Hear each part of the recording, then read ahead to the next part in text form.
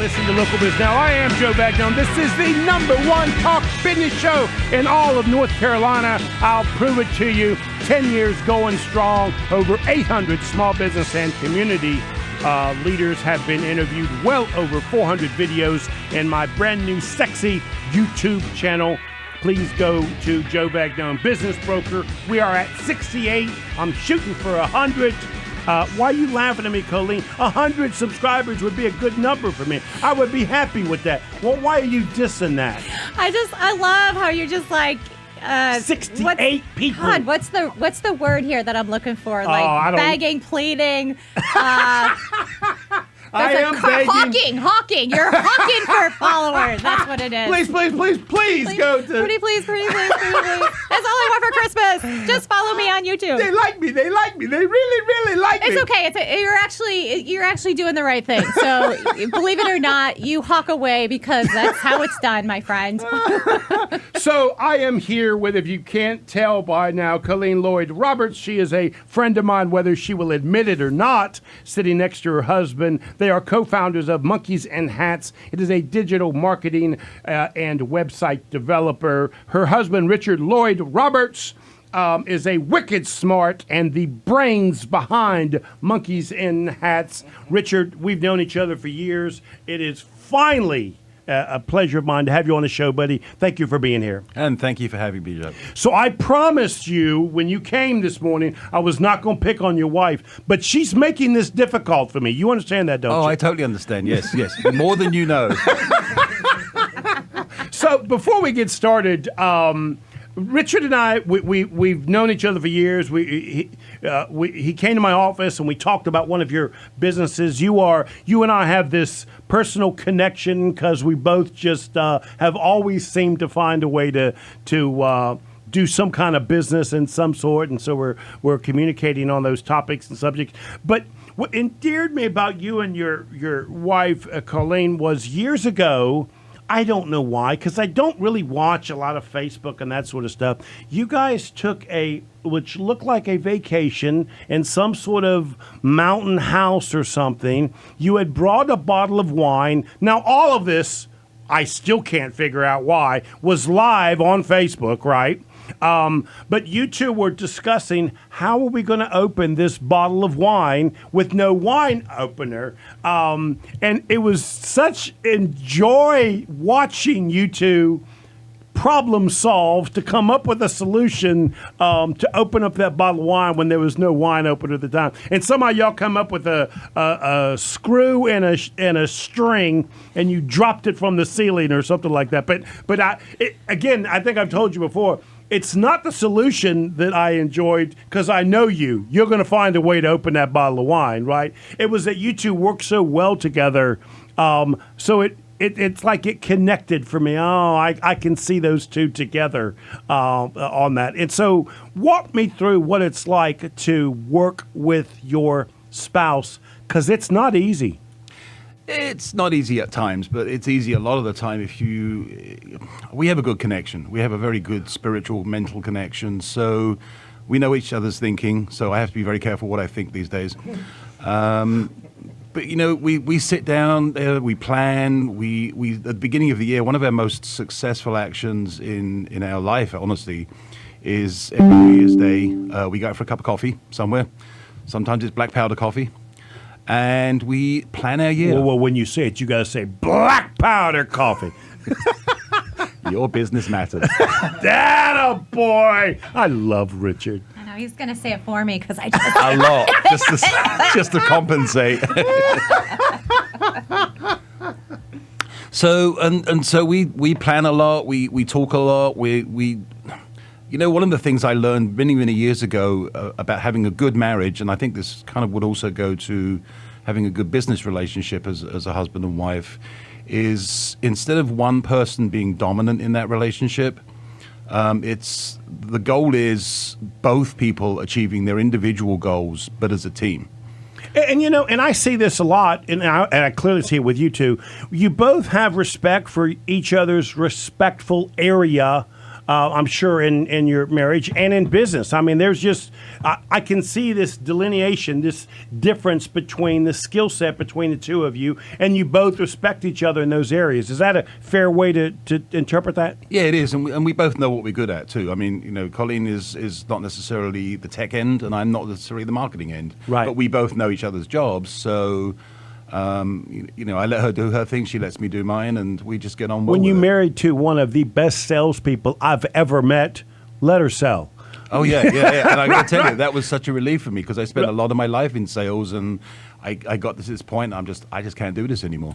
Yeah. So it's all yours, honey. We were on a first date. We were in California, and at that time I had that nail file company. Right. And we were sitting at the bar, and I was showing him these nail files, or I was using one or something, and someone was like, "Oh my God, I love that!" Now I was selling nail files while we were getting, and he was like, "Oh my God, That's my girl, right Will you there." marry me?"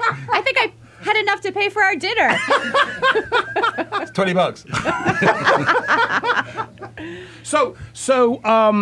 I have known Richard for years as just a really sharp, intelligent person. It doesn't surprise me that you have evolved into a marketing digital expert. Like I've known you to be in that field for years, right? So although it may not have been your core business, I've just known you to be that guy.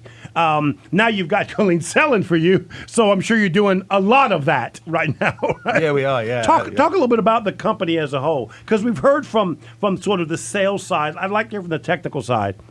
So, as Colleen said earlier on, we started off. It's a funny story actually. So I used to sell. I had a lighting company. I was one of the first people probably the first person in the Carolinas to sell LED lighting and something called an induction lamp, which was energy efficiency. Careful. Don't start getting technical on me now. You gotta dumb it down He can do for that. Joe. That's okay, right. yeah. That is exactly right. We would use less electricity, Joe. Yeah. Isaiah, you don't need to laugh at that. He says, "Laugh, Isaiah. He's on our side." So anyway, so I was doing pretty well at that. I had a couple of really big clients, including Bank of America, which was nice for a small business to get a contract with Bank of America. And when the crash happened, 2008 or 9, we lost everything. I mean, we had contracts worth millions and millions of dollars, and they just disappeared because there was nobody to talk to anymore. The banks laid people off, and so. It's interesting you say that because people don't realize this, but when somebody's laid off in a large corporation, it does affect the relationship for a small business person who had that contact that otherwise you wouldn't know where to go. Well, exactly, and it really was that case. It's like they laid off, all the internal staff that dealt with the branches that we were working with, and it just disappeared. So it's interesting. So both Colleen and I had studied Napoleon Hill. And one of the things that he teaches is to look at your strengths. So we sat down and we looked at our strengths and what we were good at and what our purpose was and what we thought we could do to help people. And I'd gone to Starbucks one day to have a cup of coffee. We'd gotten down to such a basic thing of I was stocking shelves at Walmart just to chill. Yeah. And I watched a guy build a mobile app. And I had gone home and said to her, I think we can do mobile apps. I'll figure it out because everything's figure outable, right? So now, because I know you two, on a Monday, you start figuring it out Monday afternoon. She's out selling on Tuesday before you finish. It was the other way around, Joe. Honestly. Really? Yeah. She went down to Mooresville and walked the high street, and I think the first client was Mo Norman. She sold before you. I know. I she really came had home to and figure said, it out. "Honey, you got to figure this out." That's exactly what happened. I came home and I was like, "Oh my God, I sold 2 mobile apps." And he's like, "I don't know what I'm doing." I'm like, "Well, you better figure it out because I got credit cards and I don't do refunds."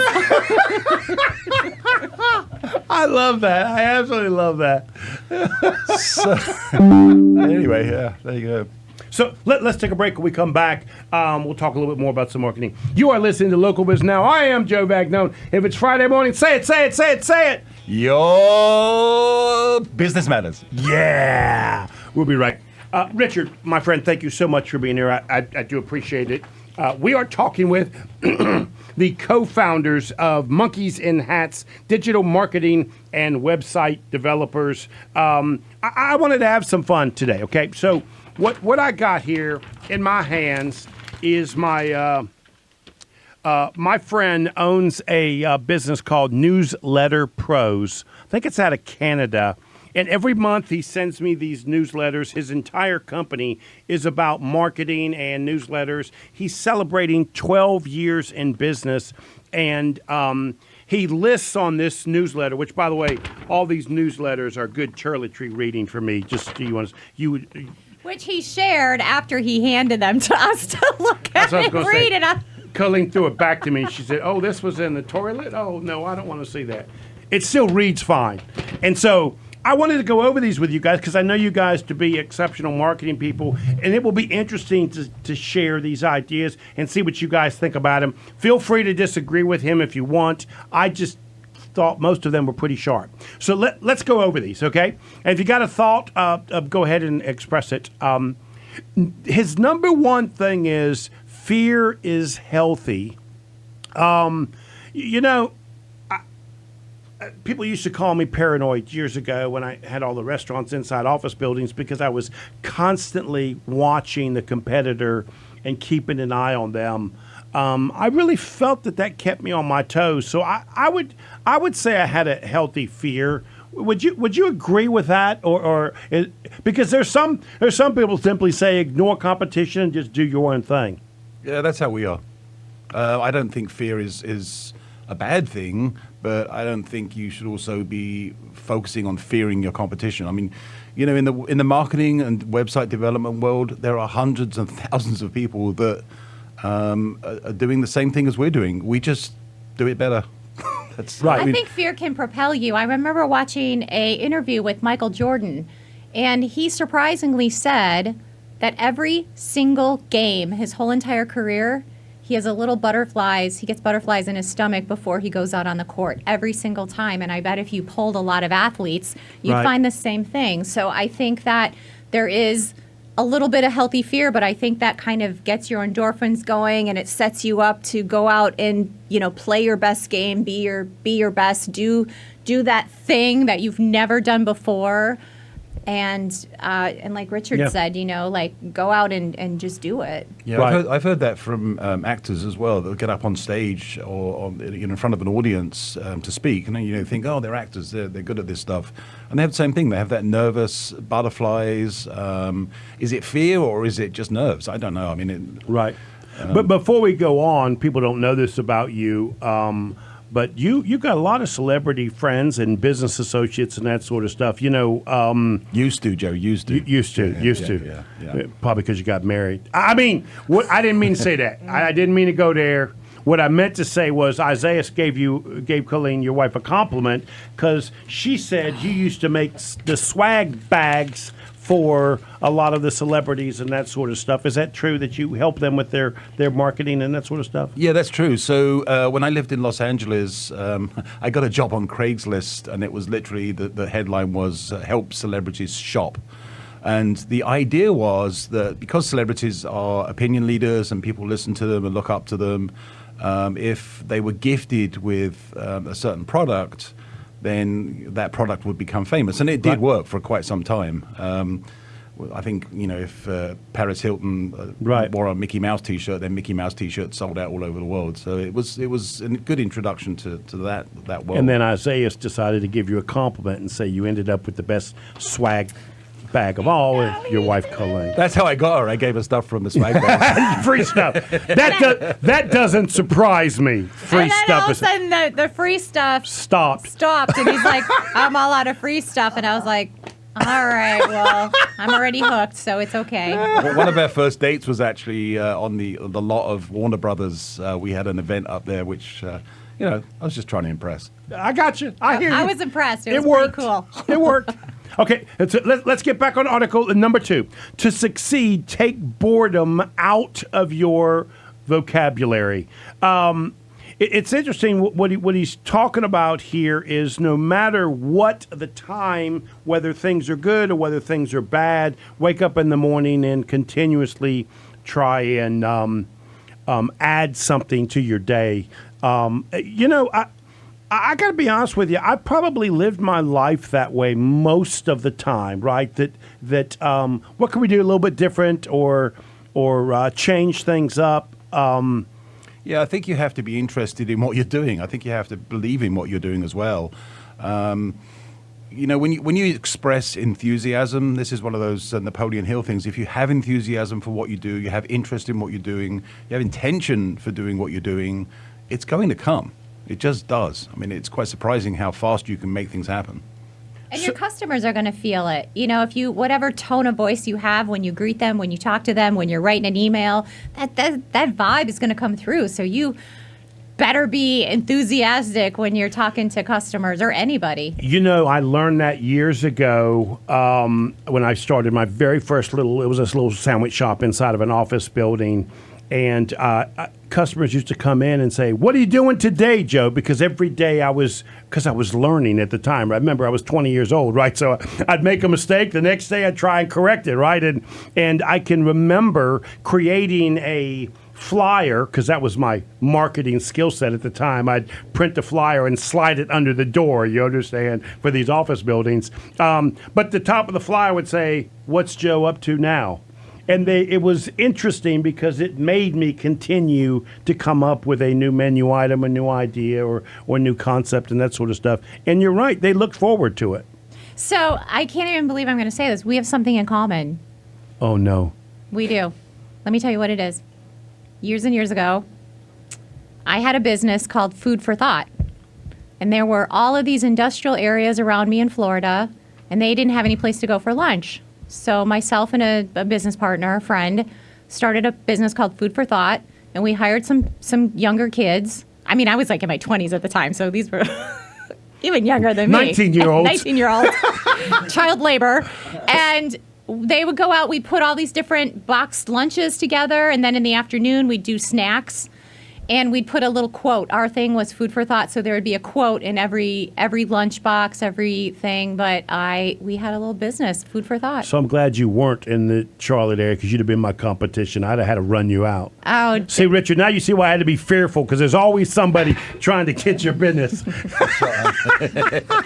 No, actually, I would have creamed you. Like, bring it. You bring it. Whoa. Let me just remind you of one of my most successful marketing techniques. It was a flyer that said, "Where you going to go when you want a sloppy Joe? Go to Joe's place." How you going to beat that? I read guerrilla marketing. Okay, number 3. You need to gather customer data. I got to tell you something. I didn't realize how important that was. Now, I've been gathering data because I thought I was going to be able to sell to them a business in the future for years, but I didn't realize how important it was until probably the last 4 or 5 years. Till I started coming on your show and going, "Are you capturing email databases?" That's right. That is so important. It's the number one thing. And I think a lot of people rely on social media as their way of capturing their audience. And, you can see from a lot of the way these social media companies work is they'll change the rules every week. I experience this all the time. It's that, you have something set up, you think it's going to work, and then they change the rules. So you have to own your database. And that is gathering the identities of persons and putting them in a CRM of some kind and promoting to them on a regular basis. And evidence of that is we're talking about a newsletter that a guy sends me every single week, and he'll email me something as well. And without him capturing my email, I would not think of him as the expert that he is. Yep. I want to say something really important. You're giving me that to your look. 68, what do you got, 68 viewers? I want to say something whoa, on YouTube. Whoa. You got 68 followers if they're watching live. Are you Facebook. disrespecting my 68 subscribers? I'm giving homage to your 68 because it was 66 when we started. That's true. Okay. Let me just say this one thing.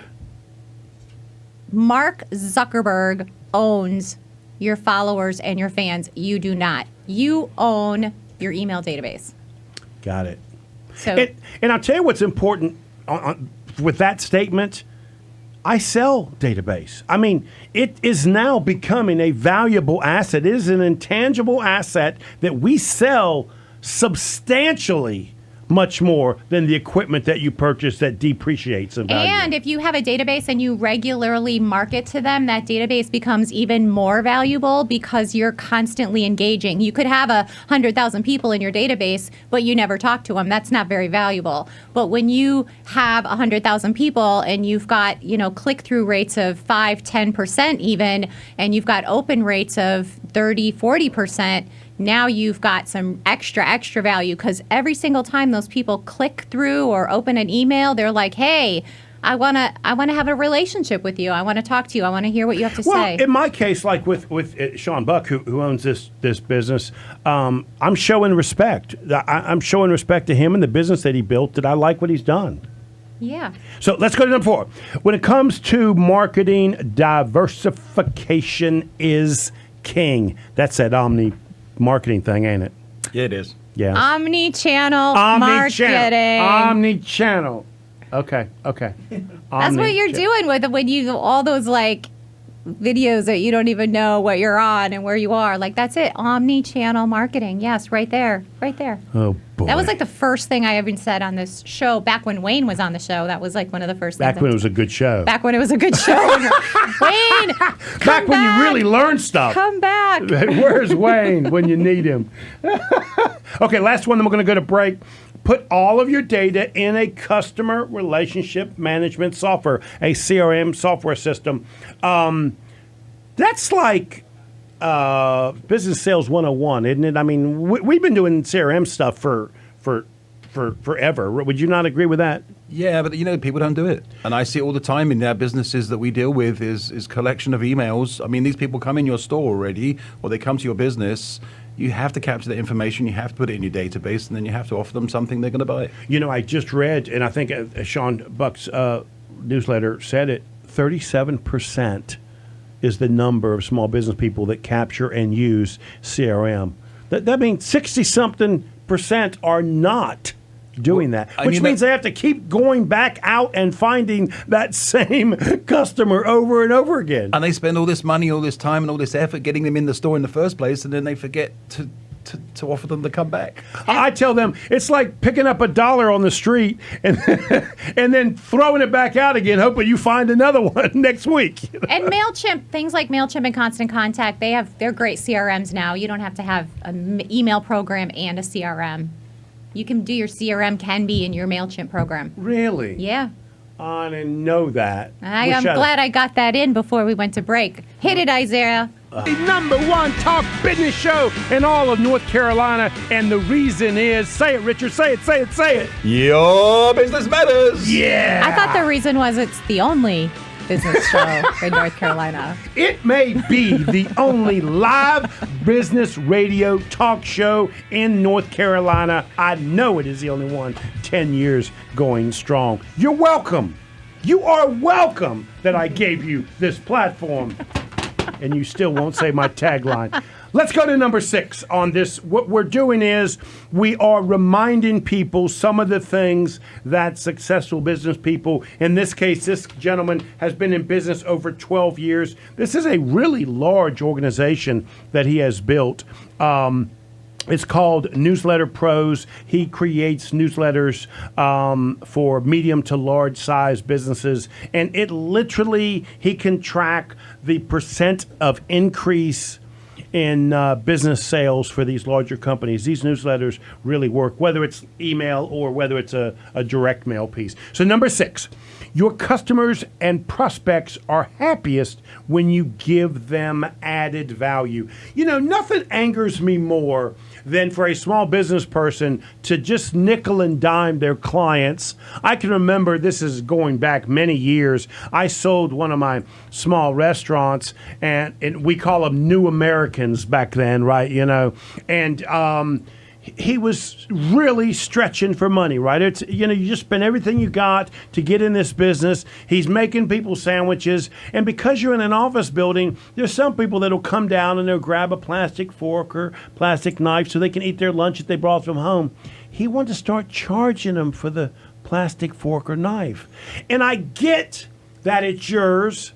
I get that they're not buying something from you. But what he missed was they really were angry at that nickel and dime. And so then they wouldn't come down and do what was my bread and butter back then, which is a snack time, which was a drink and a pack of crackers, right? I made more money in the afternoon at 3 o'clock than I did at lunchtime with people coming down with a drink and a cracker. Can you talk a little bit about that? Do you see that in your world? Does it happen? Joe, have you heard of the 4 levels of exchange? I have not. So I've seen this in several different philosophies. There are 4 levels of exchange. So the first one is criminal exchange, wherein you take somebody's money and you give them nothing in return. That's called theft. The second level I kind of feel that's what's happening when I pay Isaiah for what he does. Oh. You're welcome. So the second level of exchange is partial exchange, where you give them half of what they paid for, which is also not good. Then you have what most people give is just about what you paid for. And then if you want to be successful, you've got exchange in abundance. In other words, customer comes to you and says, can you build me a website? You build the website, and then you add all the bells and whistles that they didn't pay for just to make it that much better. And we have found in our business that that's a successful action. That people respect you for it, because they don't get it anywhere else anymore. It's gotten to a point now where everywhere I look, it's take. And I think that's one of the reasons why we actually, as a marketing company, we do very little marketing because we get referrals. Like, people just refer us because they're so happy with our service. You can call us and ask a question and get some help. And yes, you can call me, and it's $250 an hour to talk to me. But if you do have a quick question, but you're going to get an hour and a half, 2 hours one at a time. Absolutely. I did that yesterday. And yesterday I had a call with somebody, and I really helped their business. Guess what? At the end of the call, they're like, how much is it to hire you again? How much can you send us an email? And it's like, sure. But I gave them stuff that they could walk away and literally implement. I told them today, here's what I want you to do. Friday, here's what I want you to do. Like, free advice, something that's going to actually generate money for them this weekend. So, okay, here's another one. I love this one and don't understand it, hadn't understood it for years. Don't cancel a successful program just for the latest shiny object or next marketing idea. And I'm an old school football guy. I coach Pop Warner middle school football and lacrosse, and I've been saying this for years. If it's working, stick with it. Make them figure out what you're doing before you change it, right? So I don't get this, but I see it all the time where a business owner just gets bored themselves with the marketing that's working. Can you guys talk about that? Does it happen in your business? Because for me, if it's working, stick with it, baby. Ride it out. Yeah, we don't have that problem with our clients because they kind of do what we tell them to do. So, however, it's sort of, if you have a program that's successful, you strengthen the successful actions. That's what made the statistics rise. That's what are going to keep making the statistic rise until it doesn't. And if it stops working, of course, then you fine tune it or change it or look at what changed that did stop it from working. But there are very few avenues that. What am I going to say? I think you might want to pack. So as a marketing, like on the marketing side of things, the very first thing I do when I'm talking with a brand new client is I'm like, I want you to tell me everything that you're currently doing that's currently working. And we don't touch that because I don't want to mess with anything that's currently working. I want to go where are the opportunities of things that you're not doing, and let's fill in what you're not doing. And then let's take like Facebook Lives. I get a lot of people coming to me, they're doing like 1 Facebook Live a week. Okay, great. Can we do 2 a week? And now, I've got people up to a lot more Facebook Lives per week. What are you doing on Google Ads? We're running 1 Google ad. Okay, great. Let's add another one, and let's relook at that. So I think that doing what you're currently doing, it doesn't matter if you're bored. I think there's so many shiny objects out there in the marketing world that it's easy to say, well, look at them. They have 1 million followers on Instagram. And another Colleen for another marketing company is telling me to do something different, right? Exactly. There's so much advice out there that you're going to get. And so don't abandon what's working. Keep what's working and then just do other things. Again, omnichannel marketing. Omnichannel marketing is not going out and doing all these things while abandoning the things that you were doing. Omnichannel marketing is keep going with what you're doing and add to it. Okay, so and this defines small business, right? Because we just got done talking about stick with something that's working, and now we talk about the customer's consistency and stability. You know, our customers coming to us for some reason, and we have to continue to provide whatever that is, right? And that is really important. The consistency is, I go to McDonald's because Isaiah likes the number 7. What you looking at me for, Isaiah? You go to McDonald's because the number 7 is probably the cheapest on the menu, Joe. Let's face it. And you're so proud of it. You're like, I brought you a number 7 from McDonald's. Gosh, I get no thank you for the number 7 from Isaiah. Oh, he thanked you for the number 7 from McDonald's. Yeah. But I think consistency is really, really important. I don't know. Richard goes to a large national brand of coffee shop that is by our house. And what's happened there with the coffee cup, the size of the cups? Oh, the size of the coffee cups, the large national brand that we won't mention. They're getting smaller, and then it's sort of like I'm paying twice as much for half as much, and it's I'll go somewhere else now. Yeah, you know, I can speak to consistency because we haven't mentioned this, but I also own another company as a side gig, which is a flooring company for boats. And you know, I had a manufacturer that I was working with out of Georgia that could never get me, you know, the right product at the right time. And you got to move on. You got to move on. Yeah, you got to find somebody else. Yeah. Hey, Richard, thank you so much, buddy, for being here. I really do appreciate it. And I wish you could have controlled her. I got about 22 paper wads, and I think I got some scars on my head. I think there's a bruise there, Joe. Right. You are listening to Local Biz Now. I am Joe Vagno, and if it's Friday morning, say it, say it, say it, say it. Your business matters. Yeah. We'll see you next week.